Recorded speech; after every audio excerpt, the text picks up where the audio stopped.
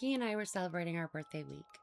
Two Geminis born 7 days apart, trying to fit every single version of ourselves into one long Louisiana road trip.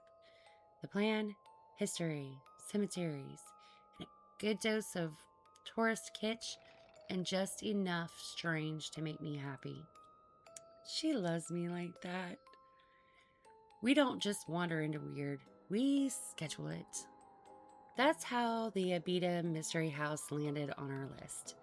A museum built inside an old gas station and some other buildings, stuffed to the rafters with bottle caps, taxidermy, broken toys, and a creature called the Bassigator.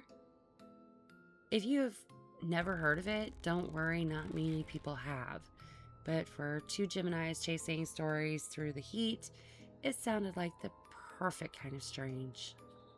So we went, and for I don't know how many hours, we stepped straight into someone's imagination. A place where junk becomes joy and art laughs right back at you. You'd never guess that this place was here.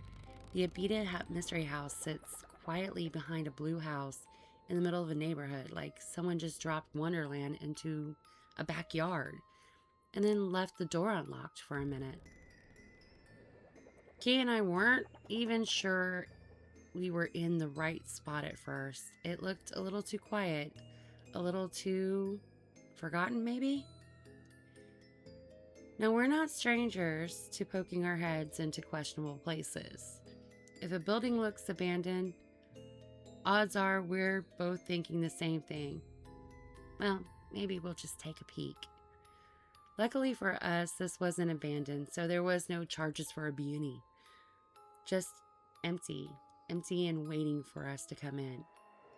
The air inside was the kind of damp that only southern buildings know. That heavy humidity that makes the walls breathe. It makes you think that everything is grimy, but it's not. It's just the heat wrapping itself around you like a wet towel. You enter through the gift shop.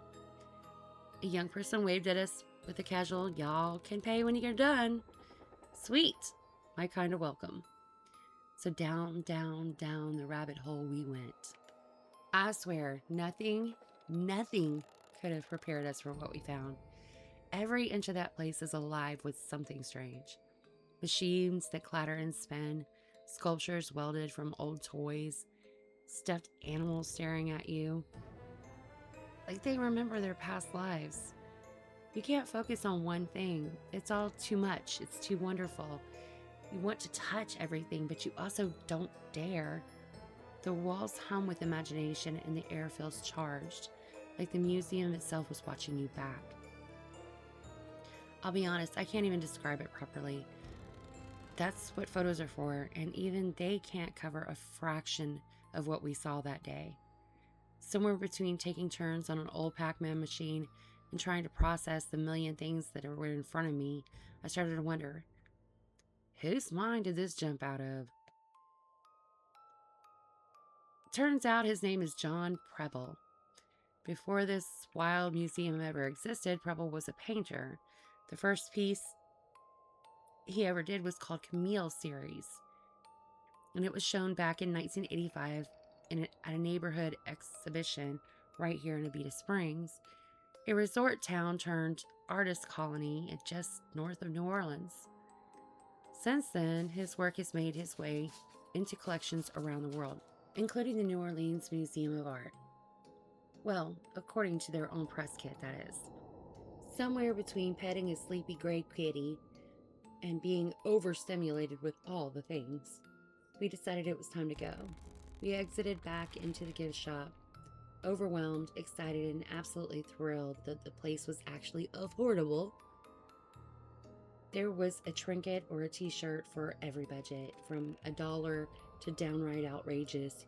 You could walk out of there with something in your hand and a grin on your face. Sweet, I'm so down for that. We wandered around a bit, chatted with the girl working behind the counter, and I remember thinking, you could come here every single day for a year and still never see everything that this place has to offer. If I lived nearby, this would be a dusty favorite haunt. right next to whatever cemetery's closest. But I digress. That night back at the hotel, I pulled out my journal and made a few crude sketches. Not artistic, because I'm not an artist. Just idea. Assemblages that I'd want on my own maximalist walls. Little bursts of inspiration stolen from this wild and wonderful place. I haven't built them yet, but they're still on my someday list. So yeah, this location is definitely a 5 out of 5 Bassigators. There's no question about that. The imagination here, the whimsy, the sheer oomph of creativity, it's intoxicating. So much so that I'd come back again and again just to see what new thing I might fall in love with the next time. I don't know if Key would be down for that. Who knows? Maybe the back roads will lead us back here to UCM. Someday. Just to see what else we can see. Thanks for listening to me talk to myself. If you like the content, press like. If you want more, subscribe.